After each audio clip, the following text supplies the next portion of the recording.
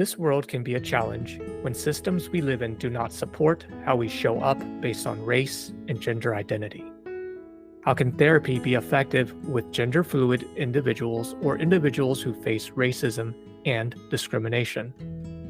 What are some cultural perspectives to consider, even in the case of how we describe trauma? How can we build systems thinking into cognitive behavioral therapy? Welcome to People of Color in Psychology, the show that explores mental health topics specific to culture, diversity, and communities of color. I am your host, Jack Zen.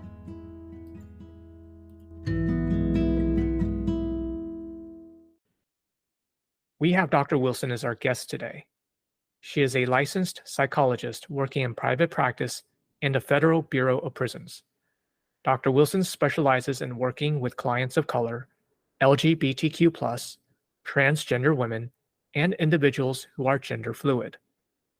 Dr. Wilson also has a specialty focus on issues of masculinity within the Black community. In the implementation of her therapy interventions, such as cognitive behavioral therapy, dialectical behavior therapy, and solution-focused treatment, Dr. Wilson operates from a multicultural, trauma-informed perspective.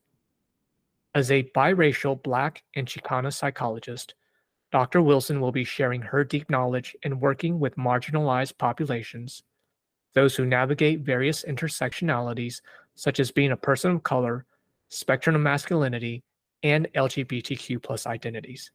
Dr. Wilson, thank you for joining me today. Of course, happy to be here. How did you get into this work? Sure, it's kind of a long story, but I'll try to keep it a little bit short. Growing up, both of my parents worked in some element of mental health care. It was generally as support staff, but they would come home and talk about their day, and it just really piqued my curiosity. So I really enjoy working with children, and I decided to look more closely into work that combined the mental health aspect, but also being an advocate for kids. That if I went into college and I got my bachelor's degree, it wouldn't be all that lucrative. So I decided to pursue my doctorate, where I specialized in child and adolescent psychology. I worked primarily in residential settings and also with incarcerated youth. A friend of mine eventually encouraged me to apply for the Bureau of Prisons. And in my work there, I found that environment really matched my personality and clinical style pretty well.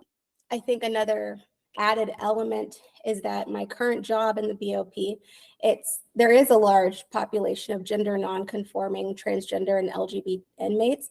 So it adds a unique challenge working with them in a prison setting, just because those environments typically have more hypermasculine cultures. So from child and adolescent to prison, that's where I am now. You already had early exposure to mental health, role models, your parents. You also mentioned the current environment is consistent with your work style and your personality. Can you say a little bit more about that? Sure. So in my approach to treatment, I can say both in times when I have been in therapy and then also in the ways that I interact with clients, I try to tune into that aspect of holding people accountable, because treatment really is a two-way street. And so it's not just, oh, what can the therapist provide, but what am I willing to do to better myself? And so I really try to hold clients accountable in the ways that they are saying, like, these are my goals and I want to meet them. In a prison environment, so much of that recidivism piece is like getting them to recognize and foster insight into what led them to coming to prison, but also holding them accountable and saying, like, okay, this is where you went wrong. This is how we can move forward. And now it's on you to do that part. So there's like, I'll say some, like how people describe hard or tough love.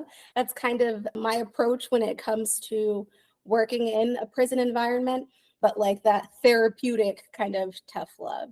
In addition to this therapeutic tough love, I can tell that you're really interested in this population. You have a lot of empathy for them, and something that is very unique and likely most of us don't know about. Because when we think about prison, the myth is you have a male sort of identity and a female identity.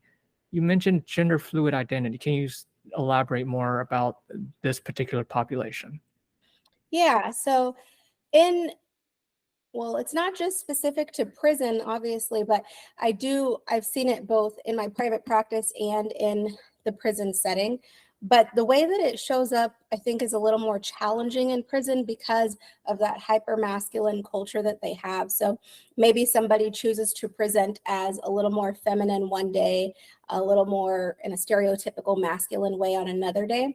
And so there's a lot of stigma that goes with that, a lot of uncertainty and people not fully understanding and therefore being a little more cruel to these individuals or just unaccepting in different ways. So having to navigate that along with like self-esteem issues, along with, finding that internal power and assertiveness when it comes to setting boundaries, all of those things go into that gender fluidity and the expression of that identity. What are some of the common struggles that you've noticed? One of the biggest things is how to assert boundaries because a lot of times there are even family members who are not accepting of various identities. And so, how to set those boundaries and still say, I feel comfortable with who I am and this is how I choose to show up in the world, but also fostering additional insight into like what else makes me who I am because this sexual orientation or gender expression is a part of me, but it's not my entire being. So helping the individual see what else am I bringing to the table? What else can I connect with people on and how to enter those conversations and make deeper connections with people. So really broadening your identity. Definitely. Yeah. Yeah. Now, I'm also curious just because of the political climate or just a lot of pressures. I mean, policies and just how even the justice system can be unequal. There's a lot of discrimination, there's a lot of just racist policies. How do you navigate that as a psychologist and working with these clients? And any tips for mental health professionals who are working with LGBTQ plus clients, also people of color, and understanding the challenges that they're faced with? So the question is, how do I navigate all of that in like the political climate? Yeah, what are some of the things you do? And I'm thinking about therapist competency. Yeah, just helping therapists learn, oh, how do I develop certain skills to work with this population?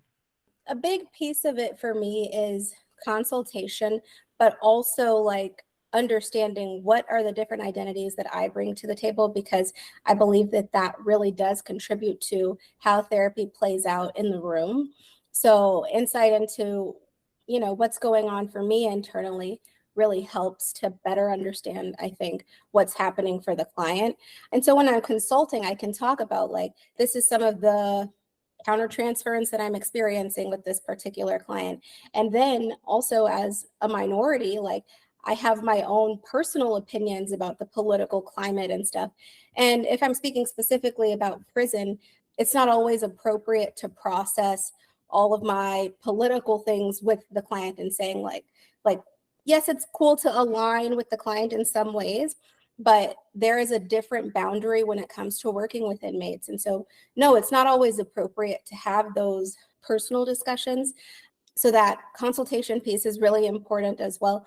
But doing the research and then hearing about the client's personal experiences and how do those two things come together. So for me, I have found that really going back to childhood, and I'm able to do this more in my private practice, but I'm seeing how did those like cultural dynamics and other systems like religion, just like in your current career, all of those kinds of things, how are they coming together to create this picture of a person that I'm able to see today? And it helps me have a clearer picture of what or how they view the world. And so with that, I'm able to help them navigate the various systems they're a part of more effectively. Yeah, and prior to our recording, you mentioned one of the major tips is helping therapists understand the impact of systems. Mhm. Can you give me examples of what that might look like and what might be required for a therapist to engage in that systems thinking? Sure.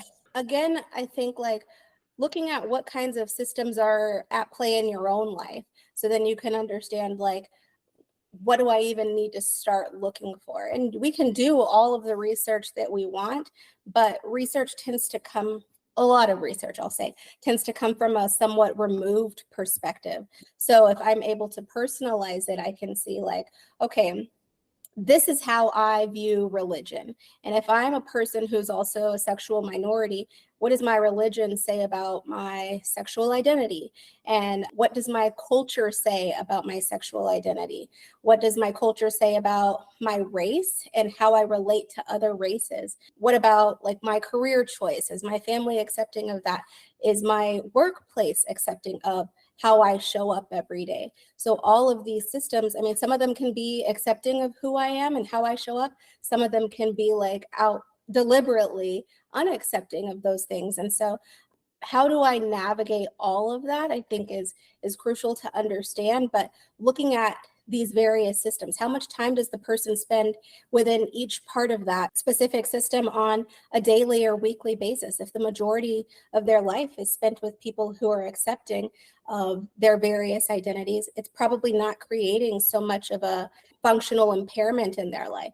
But if I am constantly bombarded by people who say how I show up in the world is unacceptable, then I need to look deeper at those systems and, like, how I can more effectively navigate them. And what happens if, let's say, you're in the system that isn't supportive of your racial gender identity? You know, it's like the system wants us to change, or wants the individual to change, but not realizing that that may not actually be the best for the client. And then, of Mhm. course, it's hard to change the system. Do you have any thoughts to how some of your clients have successfully navigated or interacted with that dilemma? Yeah, so we are very social beings, like, inherently. Yes, we have people who fall on the spectrum of, like, being an introvert or an extrovert, but being able to connect with people, I think, is really integral to helping us feel supported in this world. And so for clients who are having to navigate those things, I think it goes back to making, like, really quality connections. Who am I as an individual? What's important to me? Like, if I can identify two things that are really important, and then I'm able to see, like, oh, there's another person over here who can connect with me on this, I feel like I have an ally in the world and I'm not in this all by myself. So if I can go through this with one person, and then also I have a therapist who kind of helps to guide me and see things more objectively, it's I feel a little more prepared to be successful in those areas. Mm, mm. So in many ways, you're not alone in this world. You have the support of others. Mhm. So the other thing I am really curious about too is your background. You identify as Black and Chicana. Can you maybe just share with me how that may influence the way you experience your career development? Just share with me maybe some of the challenges that you've overcame. Mhm. I can. So I have, the majority of my life, been one of the only people of color in, like, school, in the workplace. I grew up in a really rural area. When I finally went to college and then graduate school, I was exposed to more, like, feminist and womanist perspectives that helped me to feel secure in my identity as a biracial individual. And being the only, or one of a very few, minorities in different circles has caused me to really be more intentional about, like, mentorship. Like, being a staff psychologist right now, one of the things that I love doing is mentoring students. We've got practicum students that come and train with us, and I really try to create as much diversity as possible when it comes to who we accept into the program. And that doesn't have to just be on a racial aspect necessarily, but I do think that representation is so important. And when it comes to our work clinically, yes, there are people who feel more comfortable with somebody who looks like them, though that's not always the case. And I think that if I can help to bring additional clinicians into the field, or just mentor them along the way, who happen to be people of color, then that is something that is really, really important for me. For you, it's also very energizing to support the younger generation. Absolutely. Yeah, yeah. So what motivated you to keep going? since there actually wasn't a lot of representation? Because I saw, and this goes back to the question I didn't answer just now. You had asked about challenges, but in a lot of the work that I was doing initially with children and adolescents, and then I went to residential and prison settings, I saw an overrepresentation of minorities. And in a lot of those areas, I was witnessing injustices within that, specific setting, whether it was residential, whether it was a prison environment, where it was very obvious that people of color, inmates of color, were being treated very differently from the white majority. And so for me, I am a very assertive person. I tend to be more outspoken when it comes to those types of injustices. And so speaking up for these individuals and really trying to be an advocate to make sure that at the very least they get what they have coming to them and they receive quality mental health treatment. It has been a challenge, but at the same time, it's been something that has kept me going because I feel like my job isn't to be liked. My job is to really help these people get to the self-improvement they really want and to provide that holistic quality care that is important for me and them. But if I'm doing that and they're able to receive those kinds of holistic services, I feel like maybe temporarily or permanently being disliked is worth it. So I have had some backlash in different settings, and I will say prison specifically because it is a system that is very, I'll say, bureaucratic. And I'm not just talking about the federal system, I'm talking about state as well, because I worked in that environment too. And it's hard to go against the grain and to be a person who is like, this is not right. Just because we've been doing it for hundreds of years doesn't make it okay. And what's been, I think, most effective for me in those areas is really focusing on being intentional in the relationships I form with staff.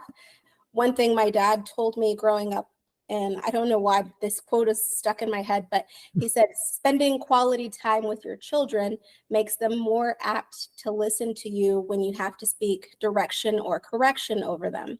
And he was really great about doing that with us. And it always stuck with me, and it rings true in multiple areas I find myself in.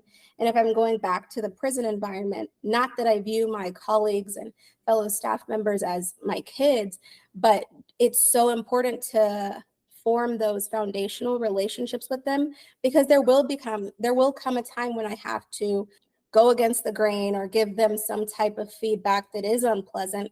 And if they can say, well, I know she's coming from a place of care, and I know that she's not, trying to throw me under the bus or anything, they're more likely to hear the message I'm trying to send or ask questions if they are confused, or they can verbalize their disagreement with me because we can rely on that foundational relationship. But I feel like all of that has helped me to be more effective in that advocate role.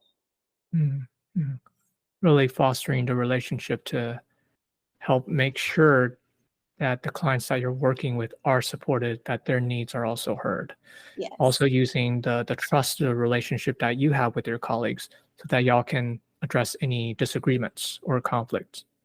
Yeah, because it's Mm, bound to happen that we yeah. will not see eye to eye on things, but I want them to be able to tell me, like, that doesn't make sense, or help me understand this, or, I just don't agree with you, but we can have an open dialogue about it and maybe find a middle ground. But yeah, I think those relationships are integral. The other part that I'm wondering about is when you're thinking about cognitive behavioral therapy, how might you adjust that or make it so that it's more culturally informed? Because oftentimes, we think about, oh, here's the antecedent, here's the belief, challenge statement, um, Mhm.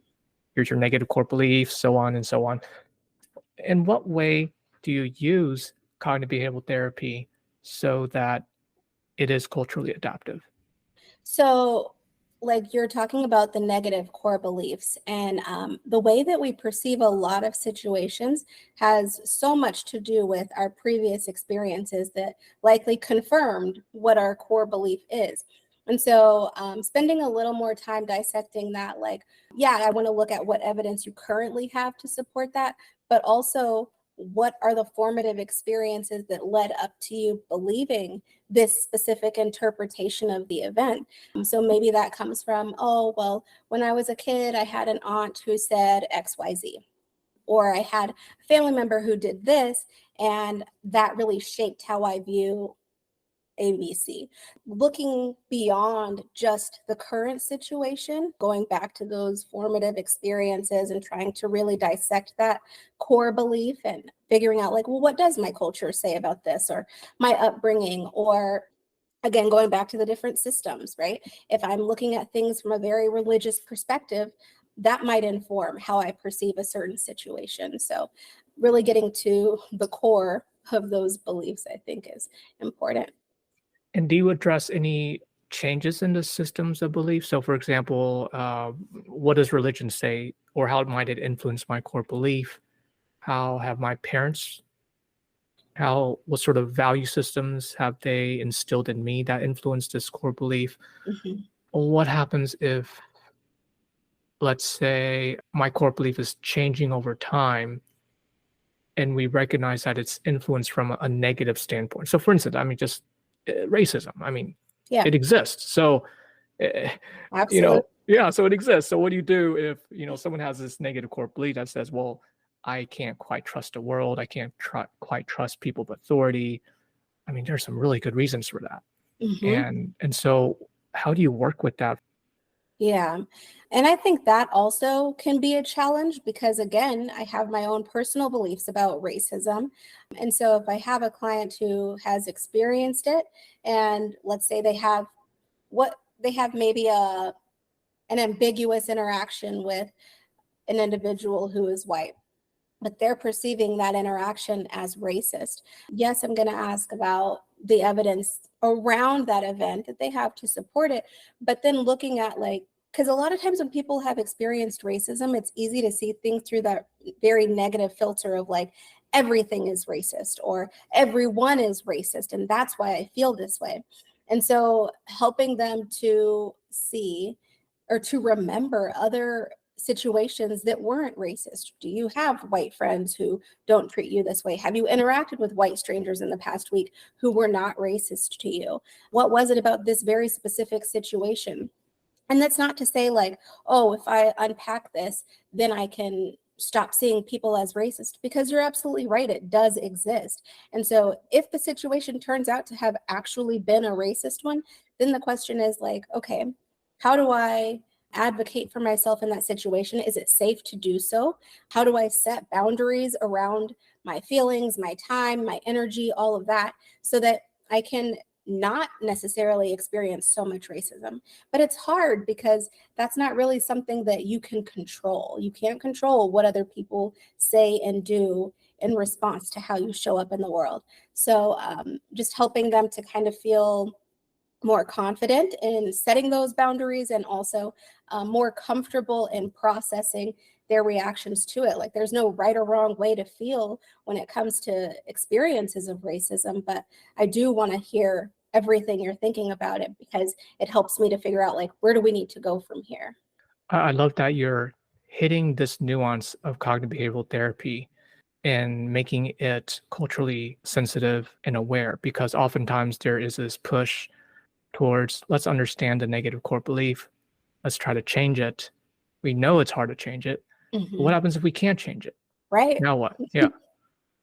Yeah. Yeah, Mhm. there are times when you can't, or maybe shouldn't, because it's a protective factor, right? If I say, oh, well, that wasn't racist, and all these other experiences I've had weren't racist, I'm seeing things with these rose colored glasses, but that's not completely realistic.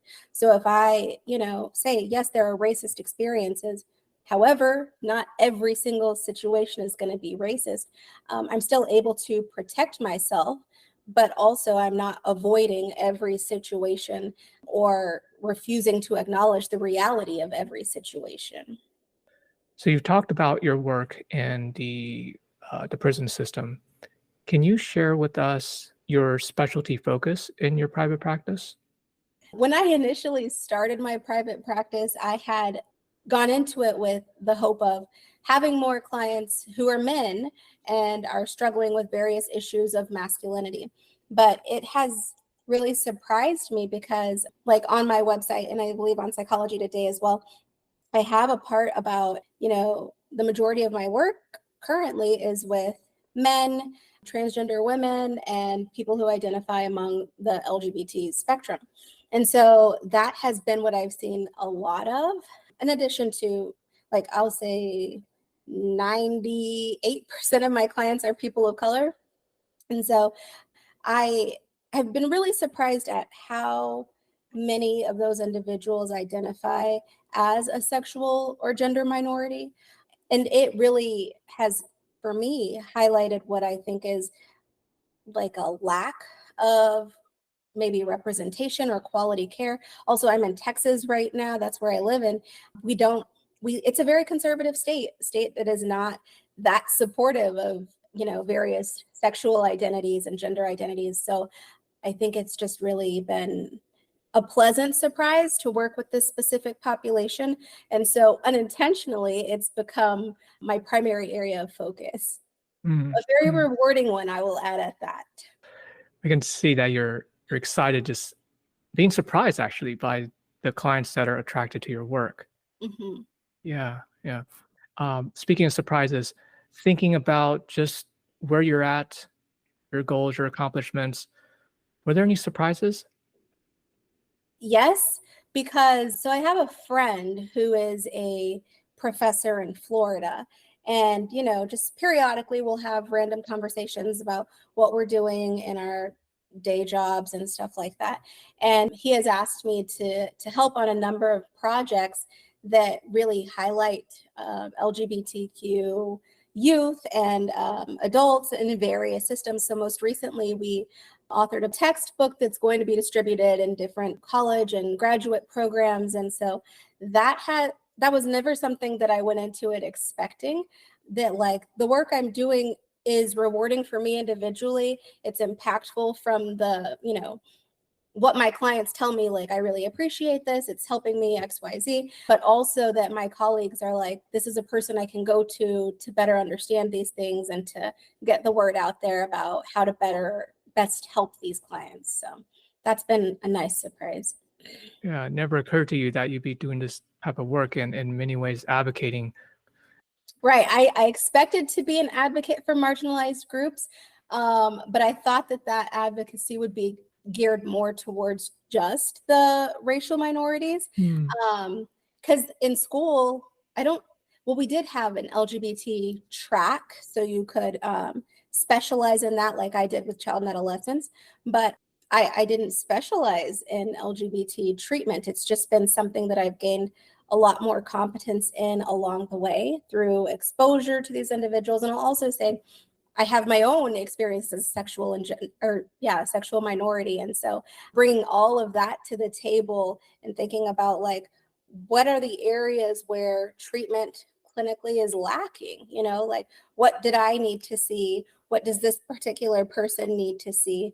All of that. And then thinking about the literature, because again, the literature presents a very objective perspective. And so getting to know the core of those individuals and how to provide that holistic treatment is really, really important. Well, Dr. Wilson, is there any other tips you'd like to offer for our listeners and any other final thoughts? The only thing that I will add is that so a lot of people who are in these marginalized communities have experiences of trauma as well. And that can be, it can show up in a number of ways. We have natural disasters, racial trauma, sexual trauma, like the list goes on and on. And one thing that I found very early in my career was that if I simply ask somebody, do you have any experiences of trauma? A lot of times they'll say no. And so I think there is a misunderstanding of that word. And then also our current culture, like social media and all that, has almost trivialized it. Like, oh, that was so traumatic for me. And I don't think it's fully understood. So when I rephrase those kind of intake questions, like, was there ever a really difficult situation for you that you had a hard time getting over? And I might give a couple of just general examples, like anything like this or this. And we have the ACEs, which or adverse childhood experiences, which is great to assess for trauma, but ACEs don't assess for racialized traumas or other systemic traumas. And so getting to the bottom of that, helping the client understand that trauma is more than just, physical, verbal, or sexual abuse. And normalizing that, I think, especially for communities of color, because like being biracial, I can say that it's on both the Mexican side and the Black side, that they don't fully understand or maybe accept those kinds of things. It's just like, well, you just need to pray about it, or don't be a baby about that. We're just going to get over it. And then if there is a trauma, you're not going to talk about it in therapy because we need to keep family business private, So there's a lot of secrecy around that. And I think really normalizing and encouraging that person to speak about whatever difficult experiences they've had really helps them to, I think, feel more comfortable, but helps them also to kind of put trauma in perspective. Like maybe they don't feel comfortable using that word at all. And so thinking about that when you come into this kind of treatment, especially with marginalized populations, what kinds of traumas have they experienced and how has their cultural upbringing played into that? Wow. Wow.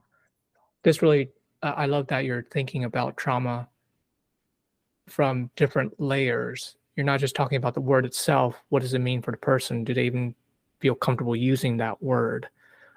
It's also not just interpersonal trauma, it's system trauma, also exposure. Yes. Yeah. Yeah. Mm, mm. I think our language is really important. And sometimes as psychologists, we can get maybe more familiar with the technical terms and forget that maybe these people are new to therapy and they haven't heard these terms before. So it's easier to just say no than to maybe be embarrassed and say, I don't know what that means. Well, Dr. Wilson, this has been very insightful. I really do want to thank you very much for your time today. Of course. Again, thank you for having me. Yeah. And where can listeners find you? So I am online. I have a website that is www.holistic-purpose.com. And I'm also on Psychology Today under Holistic Purpose PLLC. All right. Well, I will be sure to link that in the show notes. Again, thank you very much for your time today. Of course. Thank you.